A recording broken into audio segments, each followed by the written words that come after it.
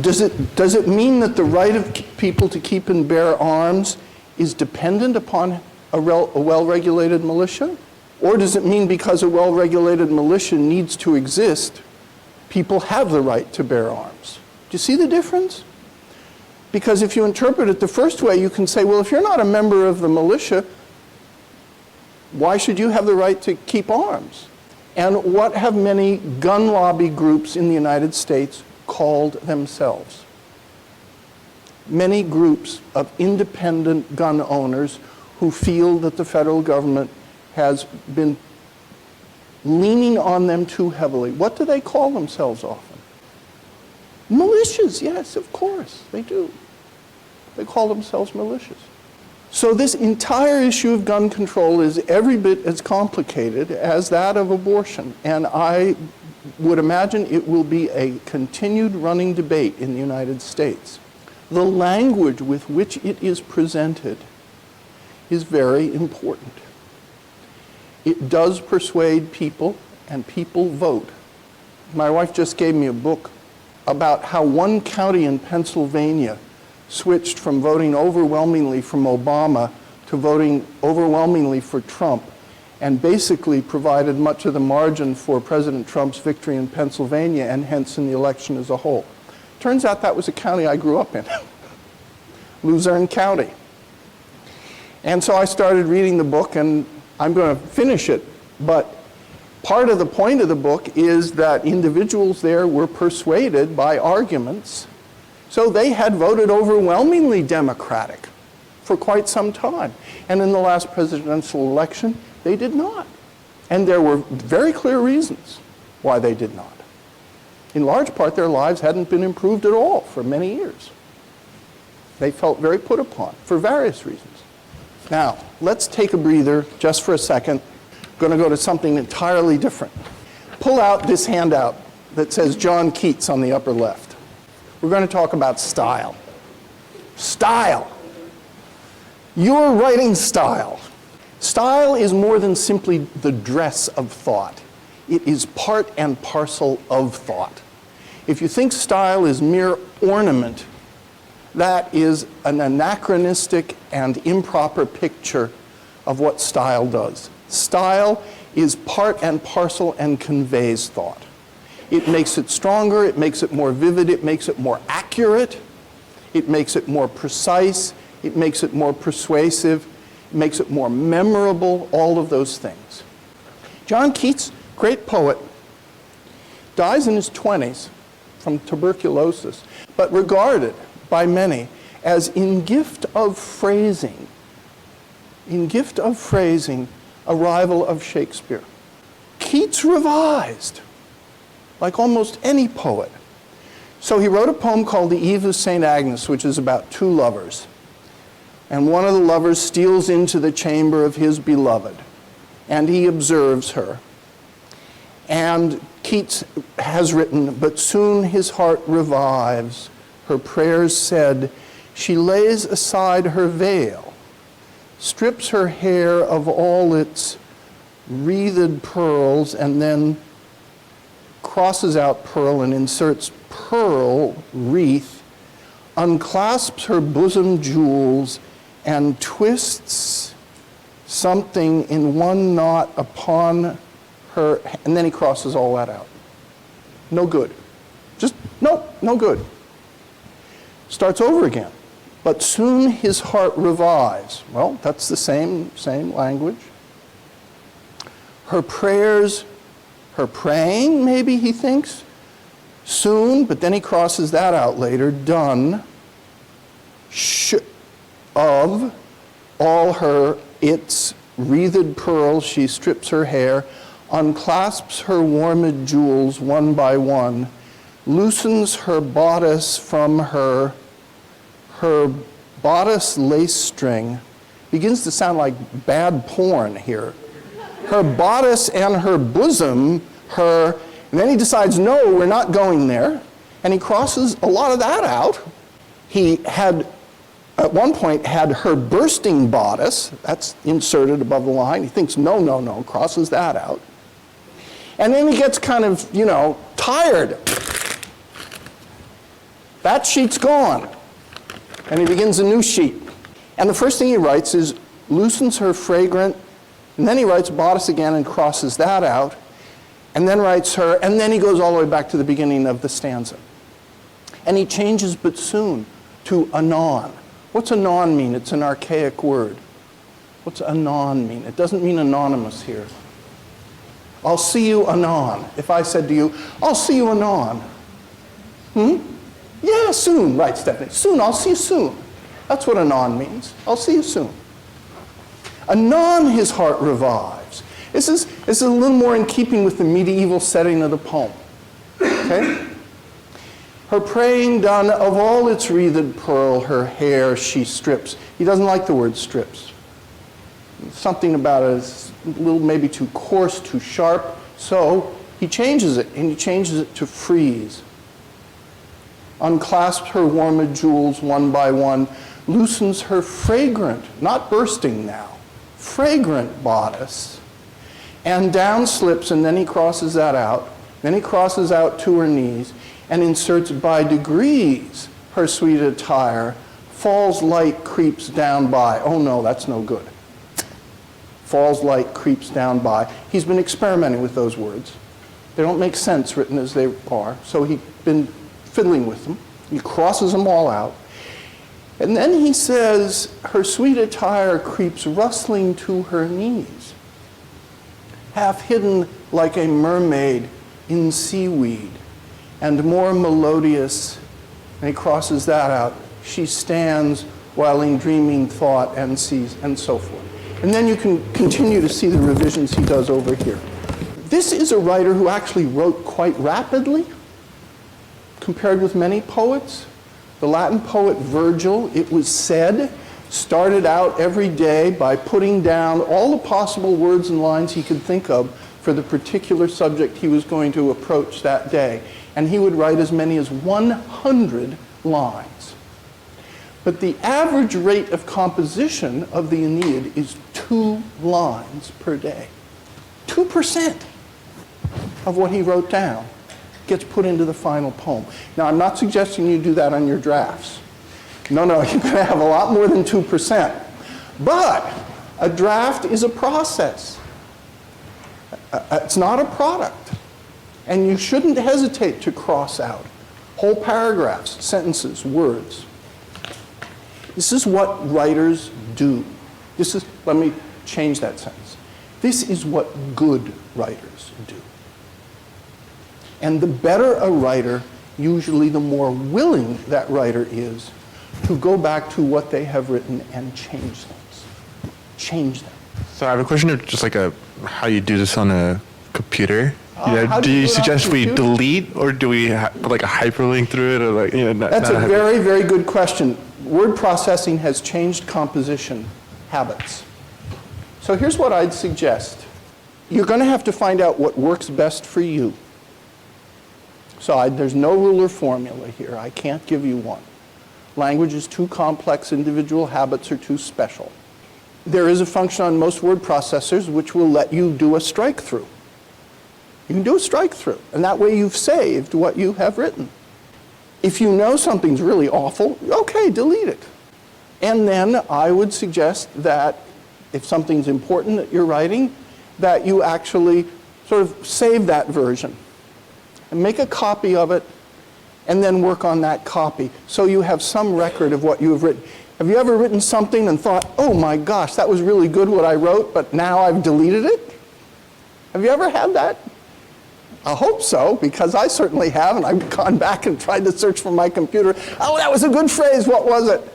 And it's gone. And there's, I know at least Microsoft Word will let you compare 2 versions of a document.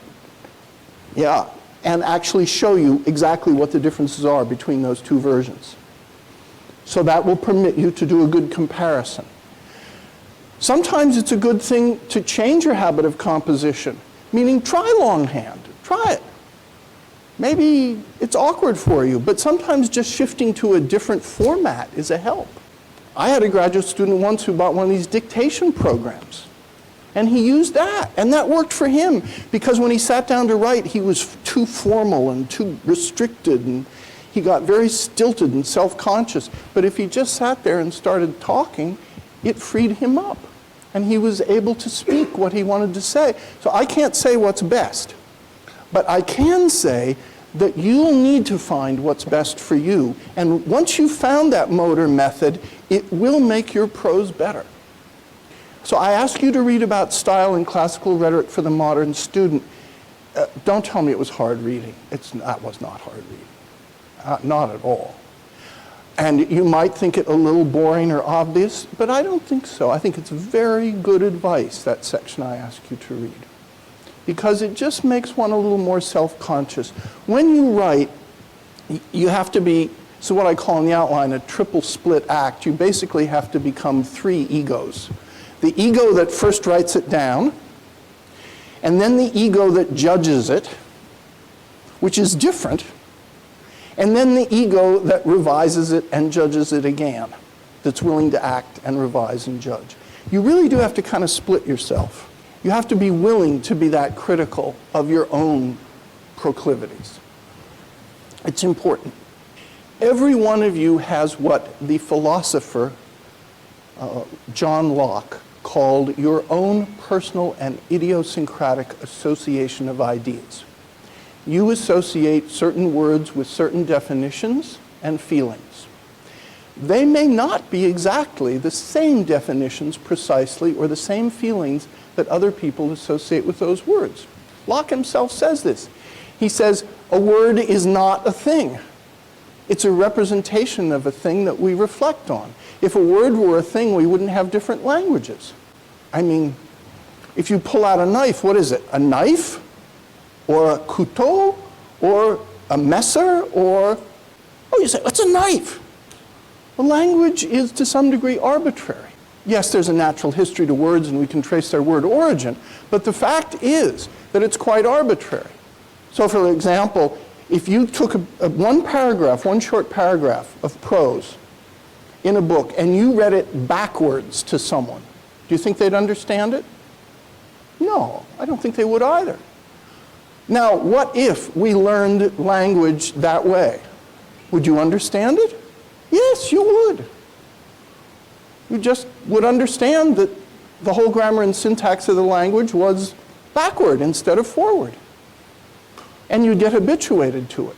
So language is an artificial construct that is to some degree arbitrary. We can try to agree on meanings, on denotations, but words have connotations as well. You ever look in a dictionary and you see a word has 1, 2, 3, 4, 5, 6, 7 definitions, or 1, 2, 2A, 2B, 3, 3, 3A, 4, 5, 6, 7, A, B, C. Get a good dictionary and it'll show you that. Now some other choices are not to be made at all. But so that means that choosing diction, what do we mean by diction? Diction is essentially word choice. What is the best word here? So Corbett mentions a thesaurus. Everybody know what a thesaurus is? It's useful to have one. It doesn't hurt. It's basically kind of a dictionary of synonyms and antonyms, or words that are clustered together. I mentioned before in class, English has this huge vocabulary. English has just got a mammoth vocabulary, and the more you can exploit it, the better. You don't want to get too pedantic or use words that very few in your audience are going to understand. But using resourceful diction is important. It's a kind of game. It's a kind of word game. And you want to hit the bullseye. You do. Structure of sentences, musicality. Now, I've said this before. I don't know if you've done it or not. If you haven't done it, do it. Have someone read your prose out loud to you while you do not look at it. Please. Don't look at it. Have someone read it out loud to you. If you haven't done that yet, I guarantee it will tell you something about your writing that you don't know yet. Not only will it tell you something you don't know, it will suggest to you something you have to change. Right there in the very sentence or sentences that are being read to you. You will hear it. And you'll say to yourself, why? Because the medium of hearing it without looking at it is different than the medium of just sitting in. Winston Churchill used to do this. Matter of fact, Churchill would prepare many of his witty remarks in advance. They weren't spontaneous. He would keep little note cards of them. And he would practice what he was going to say. He wouldn't just get up and say it. Variety, and this goes back to your point, Philip. Yeah, use a word processor. Sometimes people discover they write really well if they write really fast. Let the flow of ideas come. Some people can't do that. Some people need to squeeze out each sentence until they think it's just about the best they can get. I don't write that way, but some people do, and some very good writers write that way. And then everyone has certain, what I call T-I-C, tics in writing. A tic is a habit that is repeated frequently and you don't notice it. So I used to have someone whose work I thought was very well written, except every other sentence would begin with something like, however, comma, or moreover, comma, or but we must realize, comma. And after a while, when you're reading something like that, you say, why don't you just cut that out and get to the chase? There are many of these crutches that you will identify. So I'll tell you, I make a confession. I have discovered that when I am writing, for whatever reason, and I cannot control it, it is like a tic, I often use the phrase a kind of or a sort of. And 99% of the time when I go back to that phrase, I say, what is that doing there? It's making things more wordy and more imprecise. What do you mean a kind of? If you can't say what it is, don't say it. So I find myself going back and striking out a kind of or a sort of. You have such a tic, I guarantee it. Probably isn't that one, but I guarantee you've got one. Find it.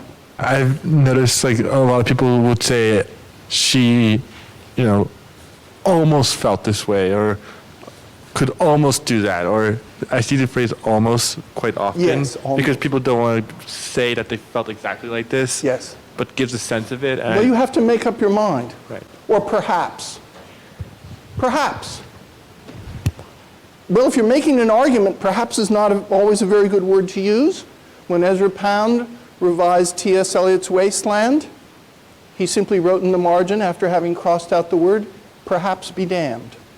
Beware of excessive adjectives and adverbs. Two adjectives sometimes weaken one another. Pick generally the one you think is better. Beware of multiple adjectives strung together or multiple adverbs. Pick one. It's usually clearer and more direct. And you say, oh, but it's both of those things. All right, use it later with that noun. Don't pack it in all at once. I ask you to read Jane Addams and Martin Luther King Jr. and Carl Sandburg. We've got just about 5 minutes left. I'm going to go quickly through a couple of the things stylistically in these three addresses. And I thought maybe, as you're reading them, they're really tributes to individuals. Some of you were writing about individuals for the writing assignment, someone you knew. So turn to page 8. This is in our own words. This is Jane Addams on George Washington. I'm just going to point out some stylistic features here. This is in the second paragraph. This phrase, mere patriotism of the clan. What a marvelous phrase. Mere patriotism of the clan. That she identifies that as the patriotism of common descent, meaning people who just think they're, as it were, born patriots because they belong to a certain group. That is the mere patriotism of the clan. Clannishness, which implies a kind of closed-mindedness here. Her use of the word unworthy 2 lines farther down. Why do I mention that? Because she uses the word worthy at the top of the next page, and because she repeats the word worthy on page 10 in an important way, right near the end of her address, where she talks about worthily serve this republic.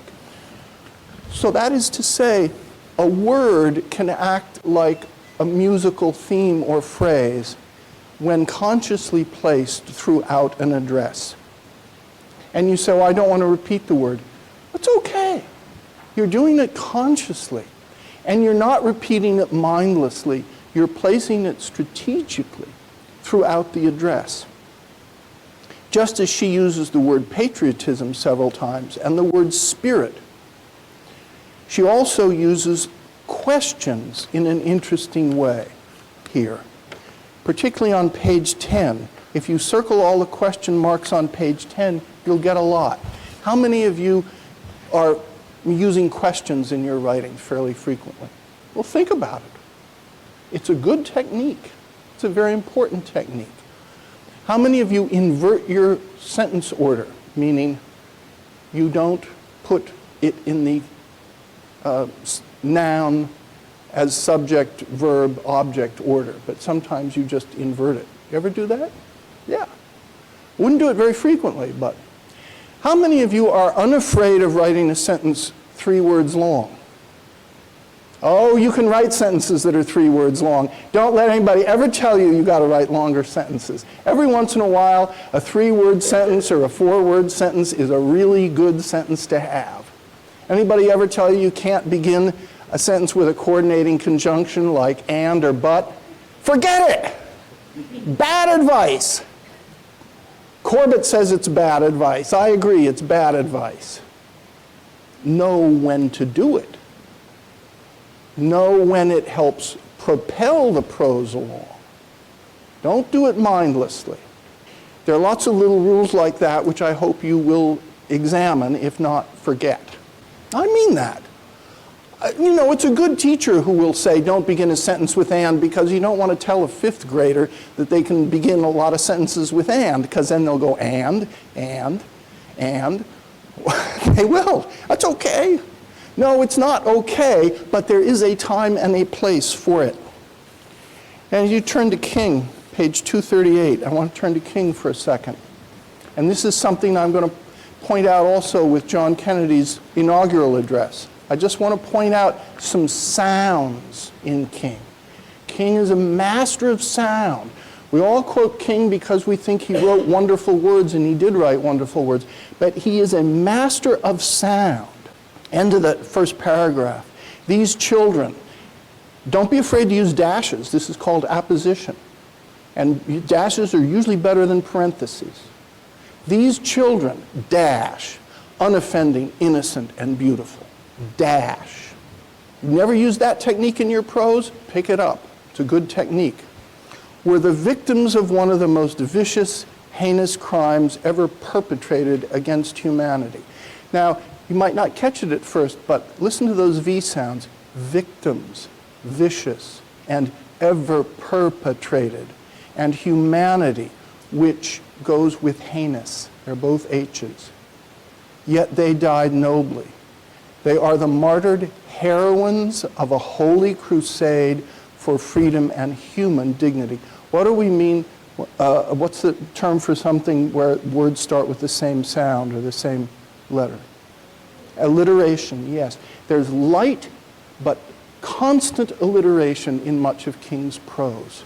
Just look at it. So they have something to say to us in their death. Now he repeats this, they have something to say.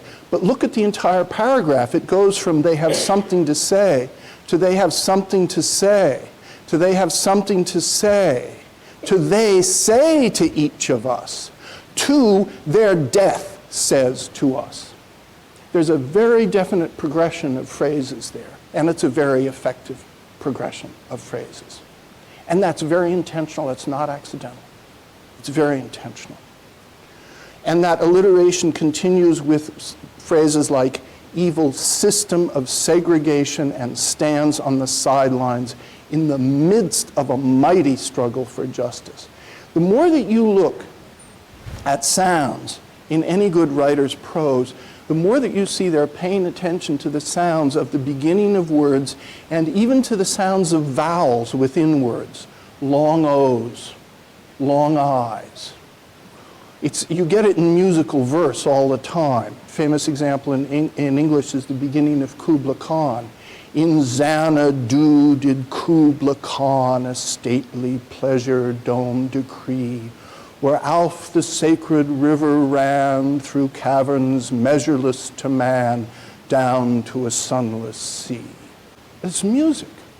You go back and you plot all of the different sounds that letters and syllables make there, and you will see how intricately they are interlaced.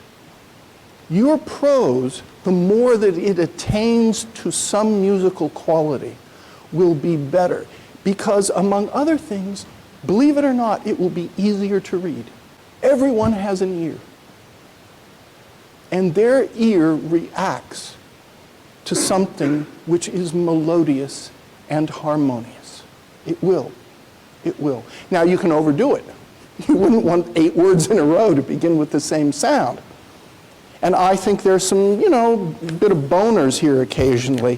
When Carl Sandburg says about the death of Lincoln, bells sobbed, that's always not quite seemed right to me, because I've never quite understood how bells can sob.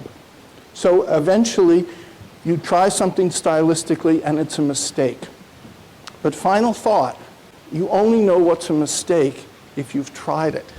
And in style, I'm urging you to think not so much about academic writing as about effective public writing. And that these stylistic features play a somewhat larger part in effective public writing than they do in purely academic writing. But they're still important in academic writing as well. You can still use them, absolutely.